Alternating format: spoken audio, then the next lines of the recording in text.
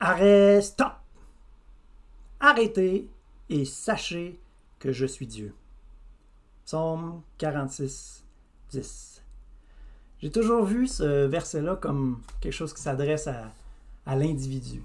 Jamais je l'avais pensé, jamais je l'avais interprété en pensant à la planète entière, mais c'est présentement ça qui se réalise à cause de ce fameux virus. La planète est arrêtée.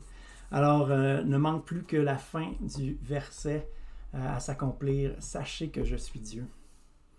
Je veux qu'on regarde ensemble un texte dans l'Apocalypse.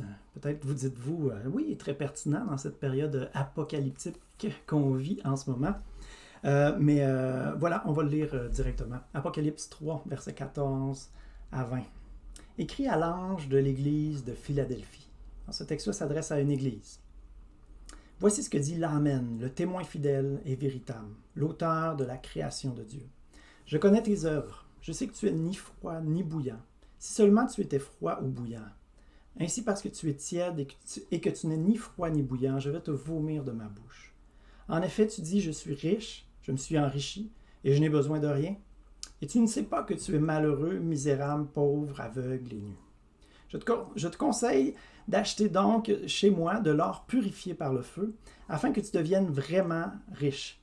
Des vêtements blancs afin que tu sois habillé et qu'on ne voie plus ta honte et ta nudité, ainsi qu'un remède à appliquer sur tes yeux afin que tu vois.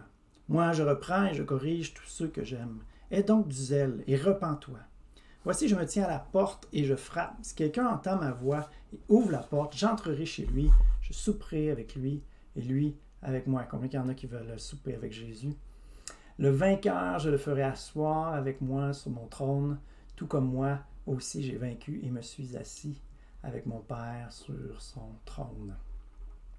Ce passage-là au verset 20, je frappe à la porte, c'est un passage qu'on utilise souvent pour s'adresser aux non-chrétiens, aux gens qui ne connaissent pas le Seigneur. Puis on leur rappelle, dans le fond, que le Seigneur est là, il frappe à la porte de leur cœur. Sauf que on voit bien que dans le contexte, ce verset-là, ça s'adresse à l'Église. L'Église qui doit s'arrêter, qui doit prendre le temps de réfléchir, entrer en soi-même, puis répondre à Jésus qui frappe à la porte encore et encore. Pas seulement pour qu'on le rencontre la première fois, mais pour qu'on continue de le rencontrer, continue d'avoir une proximité avec lui. Avouons-le, moi-même, je dois l'avouer. La vie va tellement vite et souvent, la réalité spirituelle peut m'échapper un petit peu. On est préoccupé, on est occupé et les réalités spirituelles nous échappent. Et même la vie peut avoir un rythme effréné, mais même quand on est dans l'épreuve, même quand c'est difficile, parfois, on devient centré sur nos difficultés, centré sur notre misère. On demande à Dieu de nous aider.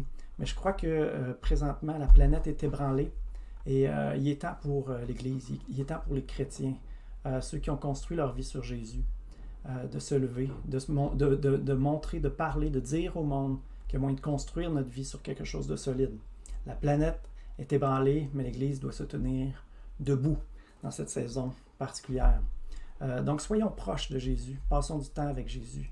Peut-être un peu moins de TV, plus de Jésus. Jésus il donne la paix, la TV donne pas mal l'anxiété. Faut être au courant de ce qui se passe, c'est bon, mais à petite dose. Si on se nourrit, si on nourrit juste notre intelligence de ce qui se dit à la TV, c'est sûr qu'on tombe dans l'anxiété, dans l'inquiétude, dans l'angoisse. On a besoin de Jésus. Le monde a besoin de Jésus. Parlez-leur de la simplicité de Jésus, de la profondeur de Jésus. Il n'y a pas de limite. Toute la sagesse qu'il y a en lui.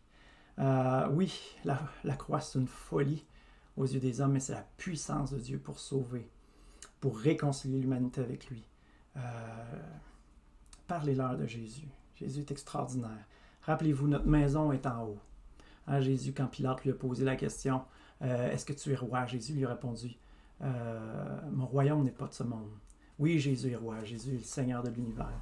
Mais son royaume n'est pas de ce monde. Et nous aussi, notre cœur est attaché aux choses d'en haut. Notre cœur doit être attaché, doit être nourri par les choses d'en haut. On doit être conscient que c'est les choses d'en haut qui sont les plus importantes. Vous savez, la vie sur la terre, c'est un confinement. Puis on a hâte de retrouver notre demeure. On a hâte de retrouver notre Seigneur. Ici, on a un avant-goût, un aperçu. Mais on sait qu'avec le Seigneur, on va goûter pleinement à ce pourquoi on a été créé. On sait que notre maison est en haut. Alors, il faut que l'Église se tienne. Les gens ont besoin de Jésus plus que jamais. Alors, il faut que Jésus soit vivant, vibrant en nous. On va prier ensemble. Alléluia, Seigneur. Plus que jamais, fortifie ton Église, fortifie chacun de nous. Aide-nous, Seigneur, à ne pas regarder à nos difficultés, mais à regarder au monde qui a désespérément besoin de toi. Je te prie, Seigneur, pour une Église qui se laisse nourrir par toi, qui se laisse remplir de toi. Et Seigneur, je te prie que tu puisses briller comme jamais. Alléluia, dans le nom de Jésus. Alléluia.